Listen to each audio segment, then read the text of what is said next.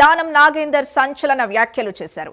Party ఫిరాయింపు ఎమ్మెల్యేలు ఏ పార్టీలో ఉన్నారో తనకు తెలియదన్నారు. కానీ తాను మాత్రం కాంగ్రెస్ లోనే ఉన్నానని దానం నాగేందర్ అన్నారు. జీహెచ్ఎంసీ ఓఆర్ఆర్ విస్తరించడంతో హైదరాబాద్ మరింత అభివృద్ధి చెందుతుంది అన్నారు.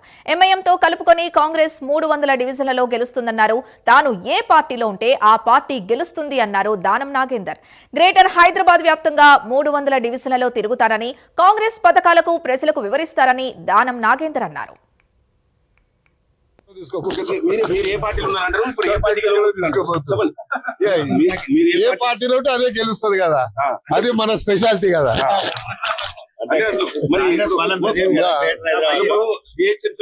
మీరే గెలవాలంటారు, ఏ పార్టీ గెలవాలి? పార్టీ పరంగా కాంగ్రెస్ గెలుస్తుంది కదా, ఇంకెవరు గెలుస్తే వేరే పార్టీ గెలుస్తుందా? ముఖ్యమంత్రి గారు ఇంత బడ్జెట్ ఇచ్చి ఇన్ని అభివృద్ధి చేసిన తర్వాత మళ్ళీ ఏ పార్టీ గెలుస్తుందని నువ్వు తిరకాసు మాటలు ఎందుకు?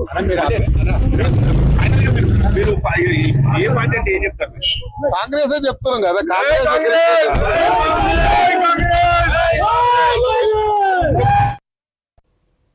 దానం నాగేందర్ వ్యాఖ్యలకు సంబంధించి పూర్తి డీటెయిల్స్ మా కరెస్పాండెంట్ అజీమ్ అందిస్తారు. అజీమ్, దానం నాగేందర్ వ్యాఖ్యల్ని ఎలా చూడాల్సిన అవసరం ఉంది? Khairatabad MLA Danam Nagender hot comments చేశారు. ప్రస్తుతం ఈ కామెంట్స్ ఏదైతే చర్చనీయాంశంగా కూడా మారాయి, ఏదైతే ఇటీవలే పార్టీ ఫిరాయించినటువంటి ఎమ్మెల్యేలకు సంబంధించినటువంటి విచారణ ఏదైతే స్పీకర్ ఆధ్వర్యంలో జరుగుతుంది, అందులోని 5 ఎమ్మెల్యేలకు స్పీకర్ కూడా ఏదైతే వారు ఆ నియోజకవర్గాలకు ఎమ్మెల్యేలుగా కొనసాగుతారని చెప్పి కూడా ఏదైతే ఒక తీర్పు కూడా ఇవ్వడం కూడా జరిగింది. అయితే ప్రస్తుతం మనం చూసుకుంటే మొత్తం 10 మంది పార్టీ ఫిరాయించినటువంటి ఎమ్మెల్యేలో కేవలం 2 మాత్రం స్పీకర్కి రిప్లై ఇవ్వలేదు. కానీ ఇటీవల కాలంలో కడియం శ్రీహరి కూడా స్పీకర్ నోటీసులకు రిప్లై ఇచ్చారు. దానం నాగేందర్ మాత్రం ఇంకా రిప్లై కూడా ఇవ్వలేదు. ఎందుకంటే దానం నాగేందర్ మనం టెక్నికల్గా చూసుకున్నట్లయితే దానం నాగేందర్ బీఆర్ఎస్ పార్టీలో ఎమ్మెల్యేగా గెలిచి కాంగ్రెస్ పార్టీలోకి వచ్చి సికింద్రాబాద్ ఎంపీ అభ్యర్థిగా కాంగ్రెస్ బీఫామ్పై పోటీ చేశారు. సో దీనికి సంబంధించి హనత పిటిషన్కి సంబంధించినటువంటి అంశంపై దానం నాగేందర్పై ఖచ్చితంగా వేటుపడేటువంటి ఒక అవకాశం కూడా ఉంటుంది. సో దానం నాగేందర్ మొదటి నుంచి కూడా రాజీనామా చేసే ఆలోచనలో కూడా ఉన్నారు. సో ఇటీవలే జరిగినటువంటి సీఎం ప్రెస్ మీట్లో కూడా ప్రస్తుతం దానం నాగేందర్ ఏ పార్టీలో ఉన్నారనే ప్రశ్న కూడా సీఎం రేవంత్ రెడ్డి మాట్లాడుతూ కూడా ఏదైతే ఆ విషయం మీరు దానం నాగేందర్నే అడగాలని చెప్పి కూడా ఏదైతే ప్రెస్ కాన్ఫరెన్స్లో చాలా స్పష్టంగా చెప్పారు. సో ప్రస్తుతం ఈ రోజు దానం నాగేందర్ ఒక అభివృద్ధి కార్యక్రమంలో భాగంగా ఏదైతే డివిజన్లు తిరుగుతున్న సమయంలో మీడియా మిత్రులు మాట్లాడిన సమయంలో ఫిరాయింపు ఎమ్మెల్యేలు ఎవరు ఏ పార్టీలో ఉన్నారనే విషయం తనకు తెలియదు, కానీ నేను మాత్రం కాంగ్రెస్ పార్టీలోనే ఉన్నానని చెప్పి కూడా ఒక క్లారిటీగా